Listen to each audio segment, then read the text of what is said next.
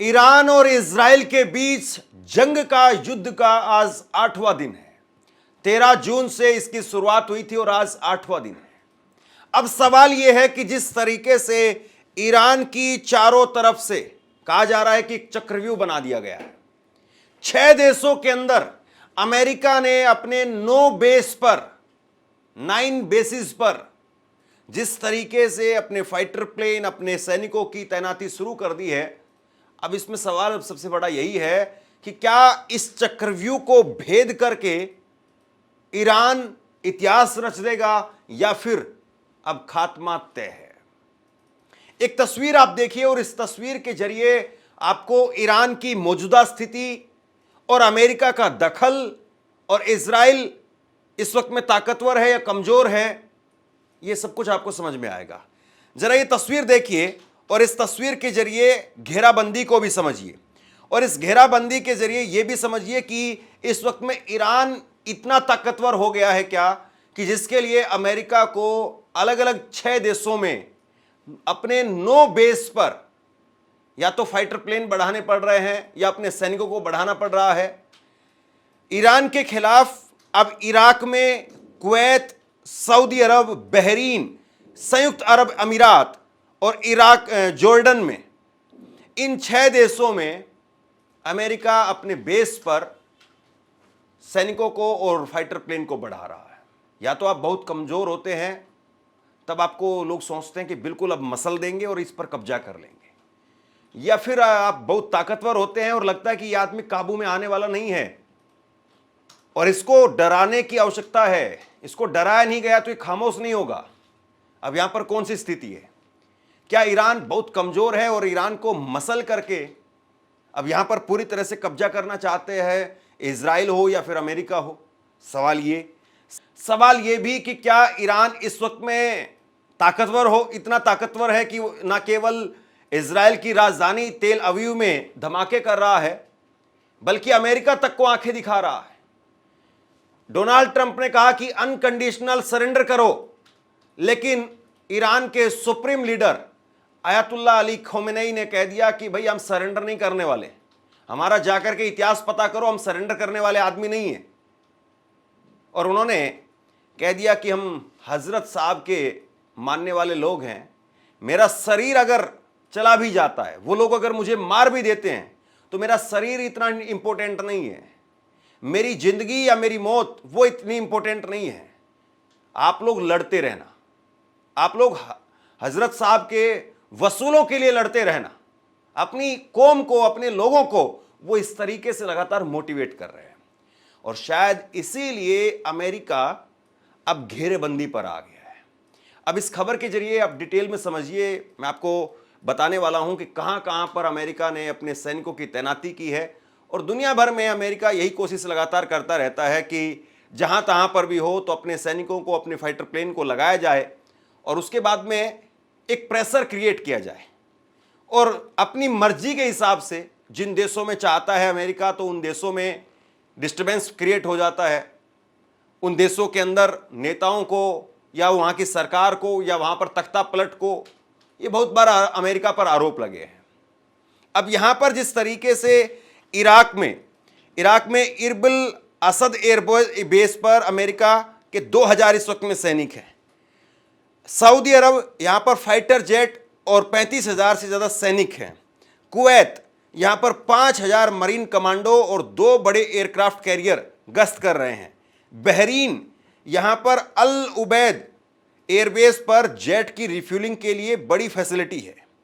Jordan, अमान से 2000 से ज़्यादा अमेरिकी सैनिकों की यहाँ पर तैनाती है। और यूएई यहाँ पर नेवल, आर्मी और एयरबेस के 3 बेस हैं, 6000 सैनिक यहाँ पर तैनात हैं। यहाँ अमेरिका के 50,000 सैनिक 2 बड़े एयरक्राफ्ट कैरियर जो है वो लगातार गश्त कर रहे हैं। तो ये 6 अलग अलग देशों के जो 9 एयरबेस हैं, यहाँ पर अमेरिकी अपना लगातार दखल जो है वो बढ़ाते चले जा रहे हैं। अमेरिका की सेना दुनिया के कई हिस्सों में तैनात है। यह तैनाती रणनीतिक सैन्य सहयोग, युद्ध शांति को बनाए रखने और सैन्य ठिकानों की मौजूदगी के तौर पर होती है। एशिया और मध्य पूर्व में जापान में 50,000 सैनिक हैं, दक्षिण कोरिया में 28,000, अफगानिस्तान में 2021 के बाद में बहुत कम है। इराक में करीब 2,500 सैनिक हैं, कुवैत में 13,000 सैनिक हैं, बहरीन अमेरिकी सेना का 5वां सबसे बड़ा बेड़ा यहीं पर है। कतर में अल उदैद एयरबेस पर बड़ी उपस्थिति है। वहीं सऊदी अरब में सीमित है लेकिन रणनीतिक तौर पर उपस्थिति है। सिंगापुर में नौसेना समर्थन केंद्र है। यूरोप के अंदर अगर बात की जाए तो वहां पर भी जर्मनी में 35,000 सैनिक है, सबसे बड़ा यूरोपीय बेस है। इटली में 12,000 सैनिक, यूके में 9,000 सैनिक है। पोलैंड में हाल ही में बढ़ाई गई उपस्थिति और स्पेन, बेल्जियम, नीदरलैंड यहां पर एयरबेस और कमांड सेंटर है। अफ्रीका की बात की जाए तो यहां पर जिबूती कैंप लेमोनियर मुख्य बेस है। यहां पर नाइजीरिया, केनिया, सोमालिया यहां पर ड्रोन ऑपरेशन और आतंकवाद विरोधी अभियान जो है वो लगातार चलते रहते हैं। लैटिन अमेरिका की बात करें तो यहां पर कोलंबिया, होंडुरास सैन्य प्रशिक्षण और ड्रग विरोधी अभियानों के लिए। क्यूबा के अंदर नौसैनिक बेस है। ये मैंने आपको अलग अलग दुनिया में कहां कहां पर किस किस कोने में अमेरिकी सैनिक बैठाए हुए हैं, अमेरिकी सैनिकों की पहुंच है, वो मैंने आपको बताया। तो अमेरिका की लगातार इस प्रकार की जो है वो राजनीति रही है। अमेरिका अपने पैसे को, अपने सैनिकों को, अपने संसाधनों को इसी तरीके से लगा करके रखता है ताकि जरूरत आने पर फिर उनका इस्तेमाल किया जा सके और उनके जरिए प्रेशर क्रिएट किया जा सके। यही अमेरिका का पूरा बाजार है, यही अमेरिका की पूरी रणनीति है और इसी तरीके से अमेरिका काम करता है। ईरान इजराइल युद्ध में अमेरिका की एंट्री अब लगभग तय मानी जा रही है। डोनाल्ड ट्रंप ने ईरान पर हमले की सैद्धांतिक मंजूरी दे दी है। अमेरिकी अधिकारियों के अनुसार एयर स्ट्राइक की अब लगभग तैयारी हो चुकी है। अब सिर्फ राष्ट्रपति ट्रंप के अंतिम आदेश का इंतजार है। मतलब यह माना जा रहा है कि अब जो है वो ट्रंप, अमेरिका सीधे इस युद्ध में कूदेंगे। अब ट्रंप जो है जब हस्ताक्षर करे तभी जो है ये तय हो जाएगा। ट्रंप से परसों भी जो है पूछा गया था, पत्रकारों ने पूछा कि क्या आप ईरान के साथ सीधे युद्ध में कूदेंगे, तो उन्होंने कहा कि मैं कूद भी सकता हूं, नहीं भी कूद सकता हूं। मतलब एक बड़े ही ढुलमुल किस्म के जो है वो आदमी हैं डोनाल्ड ट्रंप। कोई स्पष्ट उनकी रणनीति समझ में नहीं आती है। अब वो व्यापारी आदमी रहे हैं तो व्यापारी आदमी का तकरीबन इसी तरीके का नेचर होता है कि ठीक है, किसी चीज़ से अगर कुछ फ़ायदा हो रहा है तो चलो उसकी तरफ चलते हैं, फ़ायदा नहीं हो रहा है चलो वापसी आ जाओ। तब कोई विचारधारा की मतलब बात व्यापारी आदमी में नहीं होती है कि फ़ायदा हो चाहे नुकसान हो, हमारा स्टैंड ये है, हम इसी स्टैंड पर चलेंगे। वो वाली बात व्यापारी आदमी में नहीं होती है। व्यापारी आदमी फ़ायदे के साथ चलता है, मुनाफा अगर है तो चलेगा, नुकसान हो रहा है तो तुरंत पीछे हट जाएगा। ईरान के परमाणु कार्यक्रम पर अमेरिका का सख्त रुख है। ट्रंप ने स्पष्ट कहा है कि ईरान को परमाणु शक्ति बनने से हर हाल में रोका जाए। अभी भी ईरान को अपना कार्यक्रम रोकने का एक आखिरी मौका दिया जा रहा है। ट्रंप की तरफ से कहा जा रहा है कि हम हमला कर सकते हैं और नहीं भी, लेकिन आने वाला हफ्ता भारी होगा। अब ट्रंप जिस प्रकार से बातें कह रहे हैं, ट्रंप जिस प्रकार से एक के बाद एक लगातार धमकी दे रहे हैं, उनकी धमकियों का कितना असर होता है या उनकी धमकी कितनी ज़मीन पर उतरती है ये तो वक्त ही बताएगा। लेकिन बड़ी बात ये है दोस्तों, आगे मैं आपको खबर जो देने जा रहा हूँ, ट्रंप इस वक्त में ईरान के अंदर उसके परमाणु हथियारों वाली नाभि के अंदर एक तरीके से आप कहिए वहां पर जो है मार करने की कोशिश कर रहा है। और अमेरिका सब जानता है किस देश ने अपने परमाणु हथियार कहां रखे हुए हैं, किस देश का एटॉमिक बेस किधर है, कौन सी जगह पर है, अमेरिका जानता है। क्योंकि अमेरिका का काम ही यही है। अमेरिका ने एक अलग बजट इसी बात के लिए रखा हुआ है, भले ही वो खुद कर्जे में हो या उसकी हालत कुछ भी हो या वो दुनिया को कर्जा बांटे, चाहे जो मर्जी करे, लेकिन वो स्पेशल इसी काम के लिए अपनी एक फोर्स लगा करके रखता है कि दुनिया भर की जितनी भी इस इंफॉर्मेशन है वो उसके पास में जरूर रहे। तो ऐसे में संभावित टारगेट जो है, जो कि न्यूक्लियर बेस हो सकता है, फोर्डो न्यूक्लियर एनरिचमेंट फैसिलिटी, ये वो जगह बताई जा रही है जहां पर ईरान के परमाणु हथियार रखे हुए हैं। यह सुविधा भूमिगत है, मतलब जमीन के अंदर है और बेहद सुरक्षित मानी जाती है। केवल सबसे शक्तिशाली बम ही इसे तबाह कर सकते हैं। अब यह कहा जा रहा है कि अमेरिका का अगर टारगेट होता है तो अमेरिका यहीं टारगेट करेगा। और यह जगह तेहरान, जो कि ईरान की राजधानी है तेहरान, वहां से 100 किलोमीटर दक्षिण की तरफ है, ज्यादा नहीं है। नहीं, तेहरान से 100 किलोमीटर दूर दक्षिण की तरफ ये जगह है। 100 किलोमीटर का मतलब ये हुआ कि मैक्सिमम आप मान लीजिए 2 घंटे की दूरी पर है, और वहीं पर जो है वो अमेरिका अटैक कर सकता है। अगर अमेरिका यहीं अटैक करता है तो इसका मतलब ये माना जाएगा कि अमेरिका कहीं ना कहीं ये बैकग्राउंड के साथ में हमला कर रहा है कि कल को यूएन के अंदर या बाकी जगह पर, वैसे तो खैर कोई अमेरिका को पूछने वाला नहीं है, ये यूएन और बाकी जितनी भी संस्थाएं हैं वो अमेरिका से क्या ही जो है वो जवाब ले पाएंगे और अमेरिका पर क्या ही कार्रवाई कर पाएंगी। लेकिन फिर भी वहाँ पर अपना पक्ष रखने के लिए कि ये इस्लामिक कंट्री थी, इसका नेतृत्व इस वक्त में कट्टरपंथियों के हाथ में था, यहाँ पर परमाणु हथियार सुरक्षित नहीं था और इसीलिए हमने परमाणु हथियारों को नष्ट करने के लिए सब कुछ किया। लेकिन इतना आसान भी नहीं है दोस्तों, हलवा नहीं है कि आप परमाणु हथियारों के ऊपर हमला करेंगे और उनको नष्ट कर देंगे।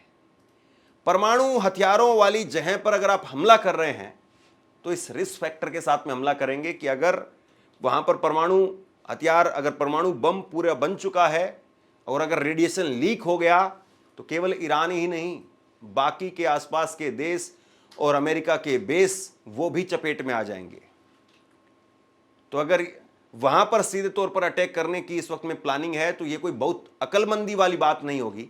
लेकिन फिर भी डोनाल्ड ट्रंप किस तरह की हरकतें करते हैं, कितनी अक्लमंदी उनके बयानों में, उनकी बातों में होती है, हम सब जानते हैं। ब्लूमबर्ग और वॉल स्ट्रीट जर्नल की रिपोर्ट है कि अमेरिका इस सप्ताह के अंत तक ईरान पर एयर स्ट्राइक कर सकता है। ट्रंप के करीबी हमले की योजना से सहमत हैं। तो अब दो बड़े अखबार वॉल स्ट्रीट जनरल और ब्लूमबर्ग, इनकी तरफ से कहा जा रहा है कि इस वीक के आखिरी में, यानी इतवार को हो सकता है, शनिवार देर रात हो सकता है, यानी कल की रात हो सकता है कि भारी रात हो, अमेरिका जो है वो हमला कर सकता है। जिस तरीके की घेराबंदी, लोगों को बढ़ाना, अपने सैनिकों को बढ़ाना, उसके बाद में धमकी, बहुत कुछ इसके मैसेज हैं। अब ट्रंप का बयान, अभी जो लेटेस्ट बयान है वो यही है कि युद्ध विराम नहीं, हमें जीत चाहिए। इसमें कहीं ना कहीं एक मैसेज छिपा हुआ है। जीत का मतलब है ईरान अपने न्यूक्लियर प्रोग्राम को पूरी तरह से त्याग दे। अब ट्रंप ने जिस बात को पकड़ा है या ट्रंप जिस सहारे चल रहे हैं वो सिर्फ और सिर्फ न्यूक्लियर प्रोग्राम पर है कि न्यूक्लियर प्रोग्राम आप नष्ट करिए, न्यूक्लियर प्रोग्राम अगर आपका रहेगा तो हमें आप पर अटैक करना पड़ेगा। लेकिन ये सब जानते हैं कि न्यूक्लियर प्रोग्राम को लेकर के ये वार नहीं छिड़ी है, और ये वार केवल न्यूक्लियर प्रोग्राम पर खत्म हो जाएगी ये भी नहीं कहा जा सकता है। क्योंकि अगर ऐसी बात हो तो फिर इस बात के लिए बहुत हद तक संभव है कि रूस या चीन से संपर्क साध करके उनको गारंटर के तौर पर ला करके कि आप जो है वो गारंटर बन जाइए और आप अपनी देखरेख में जो भी परमाणु हथियार इनके पास में बन गए हैं या बनाने वाले हैं या आधे बने हैं उनको नष्ट करवाइए। परमाणु हथियार बनाने में भी वक्त लगता है और उनको नष्ट करने में भी वक्त लगता है। ऐसा नहीं है कि रातों रात परमाणु हथियार बन जाते हैं और रातों रात 1 घंटे के अंदर, 1 मिनट में आप परमाणु हथियार को खत्म कर देंगे। उसके लिए वक्त चाहिए होता है। रूसी राष्ट्रपति व्लादिमीर पुतिन ने अमेरिका से मध्यस्थता की पेशकश की है। पुतिन ने डोनाल्ड ट्रंप से बात कर कहा कि हम मिडिल ईस्ट में शांति चाहते हैं, बातचीत के जरिए हल निकालना संभव है। लेकिन ट्रंप ने पुतिन को साफ शब्दों में झाड़ दिया और ट्रंप बोले कि पहले रूस और यूक्रेन का झगड़ा खत्म करो, फिर दुनिया को शांति सिखाना। अमेरिकी राष्ट्रपति ने पुतिन की कोशिशों को भी खारिज करते हुए इसे राजनीतिक ढकोसला करार दिया।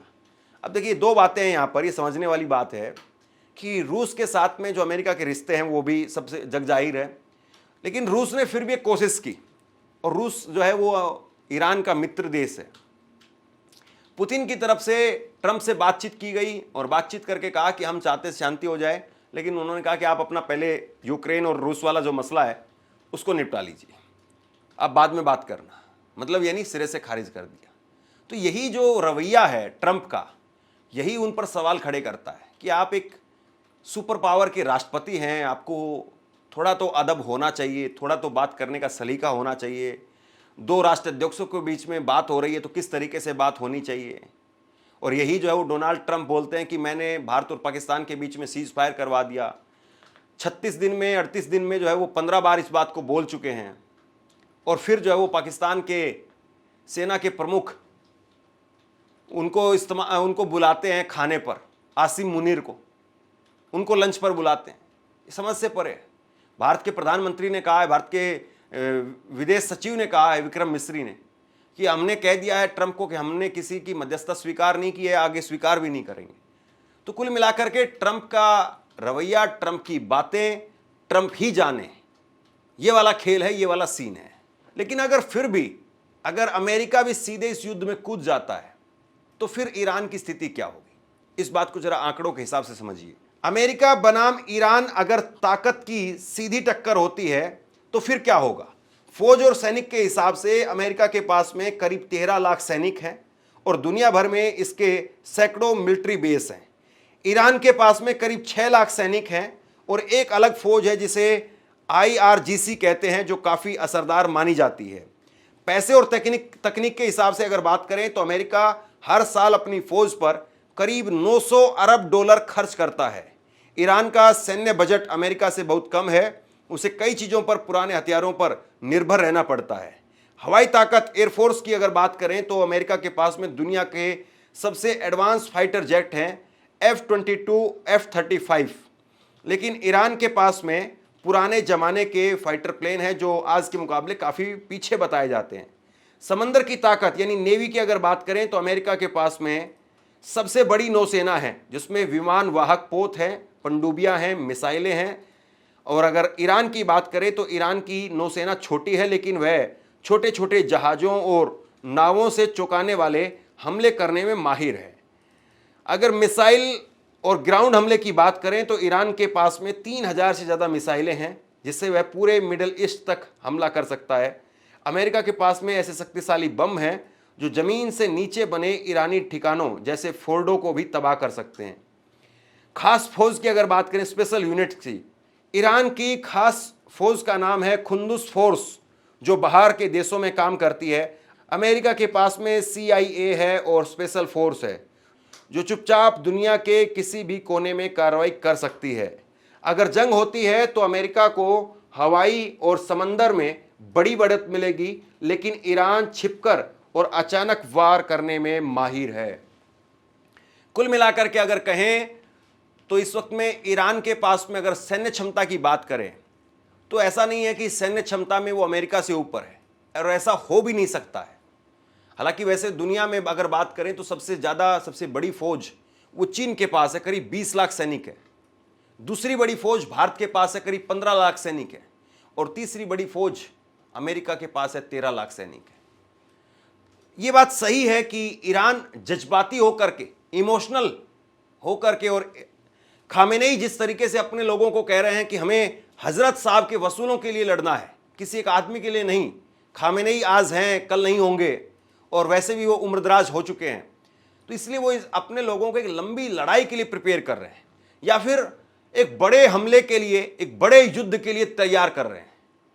और वो बड़ा युद्ध यही है कि अगर अमेरिका भी इसमें सीधे कूद जाता है, बाकी अमेरिका अपने 6 अलग अलग देशों में 9 बेस से भी सीधा अटैक अगर ईरान पर करता है, इजराइल भी उधर से अटैक करता है, तो ऐसे में फिर जो असली परीक्षा है, अग्नि परीक्षा है, वो ईरान की होगी। और ईरान अभी जिस तरीके से इजराइल को जवाब दे रहा है, क्या वाकई अमेरिका को भी वैसे ही जवाब दे पाएगा, या फिर अमेरिका के सामने स्थिति अलग होगी? आप क्या सोचते हैं? नीचे कमेंट बॉक्स में लिख करके मुझे ज़रूर बताइए। इस वीडियो को शेयर कीजिए और इसी तरह की तमाम खबरों के लिए ऑनलाइन न्यूज़ इंडिया को सब्सक्राइब कीजिए। धन्यवाद।